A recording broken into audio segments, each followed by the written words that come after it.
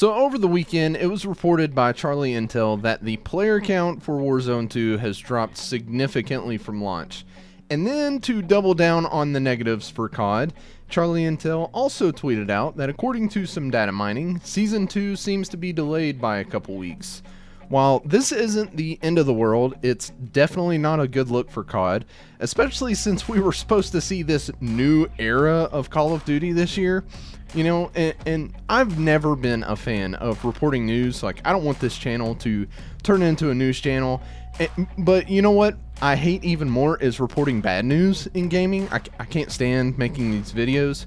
But, you know, it seems like the new norm for all FPS games, indie and AAA alike, is that games get delivered broken with bugs and glitches, or things start getting delayed like seasons or release dates. Even large companies like Activision and Infinity Ward can't seem to avoid these situations.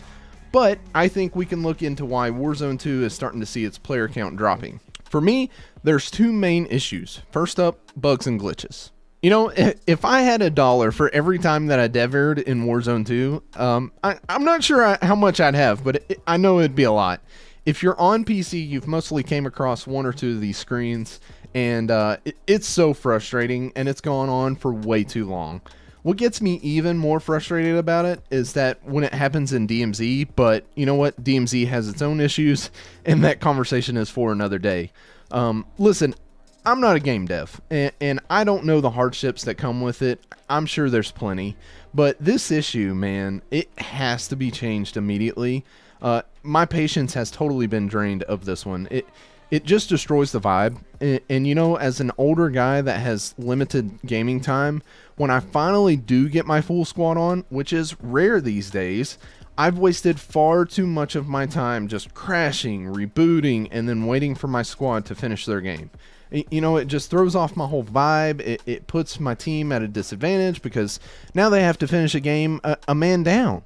And you know, another odd PC bug that's going on right now is this weird FPS drop at the beginning of the match.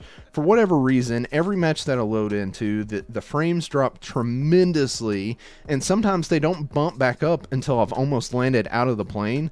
You know, a lot of times I have to pull my parachute early and wait for the frames to come back, because if I don't, I just free fall and I have no clue how close to the ground I am. You know, not only as a content creator are these bugs frustrating, but to any gamer that is investing time into gaming, this can be extremely frustrating. So these bugs, man, especially these crashes, they've got to be at the top of the list for Raven, for Infinity Ward, whoever else is working on Warzone 2.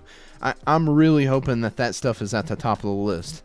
So now the second reason why I think Warzone 2 is struggling is I think they've done too many changes.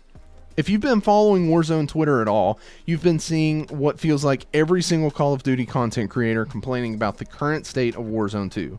It seems like everybody's complaining about the movement mechanics, right?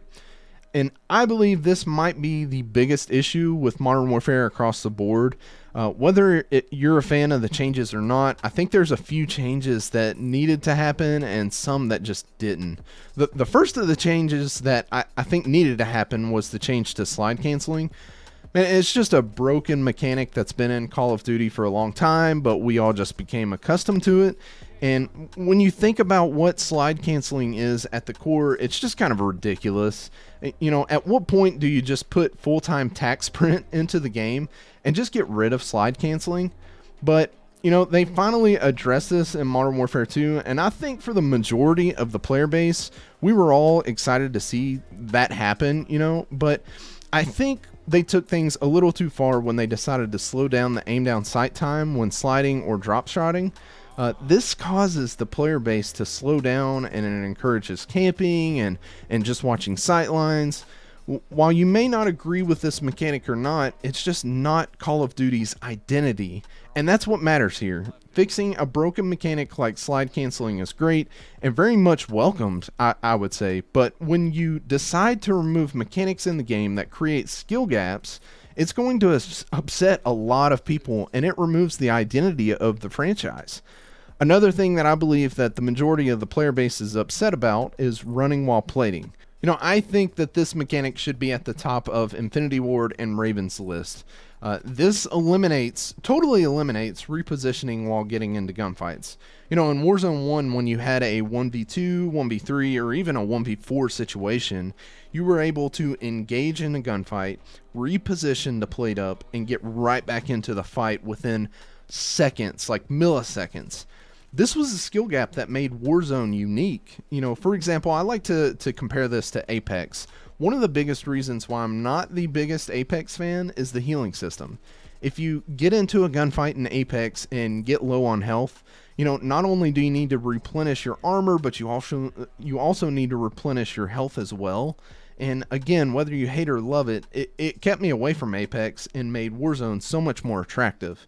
The faster that I can get in that gunfight, the faster that I can heal up, the better. And it seems like they took that identity away from Warzone 1 to Warzone 2, and I'm just not sure that choice was the correct choice to make. These changes felt like Infinity Ward was aiming for a more traditional battle royale, kind of like how Blackout was or PUBG.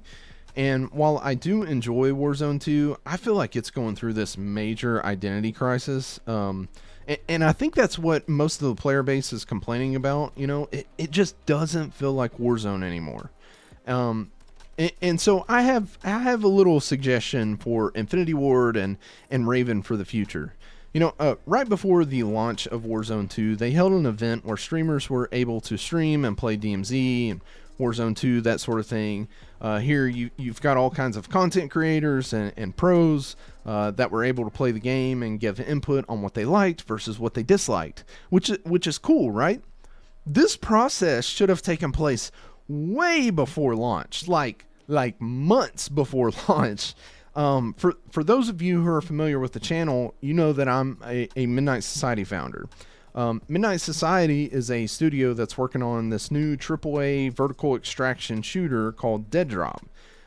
Being involved as a founder allows me to give feedback and suggestions as the game is being created, not after everything is said and done, during the process. We're helping Midnight Society build the game hand in hand rather than waiting for a game to be released and then telling them everything that they did wrong. It's a beautiful process, and I believe personally it's going to change the gaming industry, especially FPS games, going forward.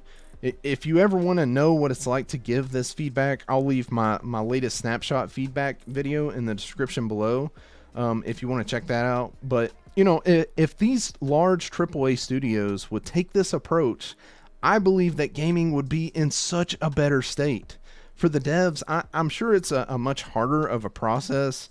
I can't imagine how difficult it is to expose your operations like Midnight Society is doing right now. But I know for our community right now, the Midnight Society founder community, we're absolutely loving the process. And I believe that we're a part of something that's going to be pretty special. We get to say to these guys, hey, this sucks. And they're like, hey, thanks for letting us know. Could have some of these movement changes been avoided if they exposed them to the community earlier in the process and said, hey, what do you guys think about this?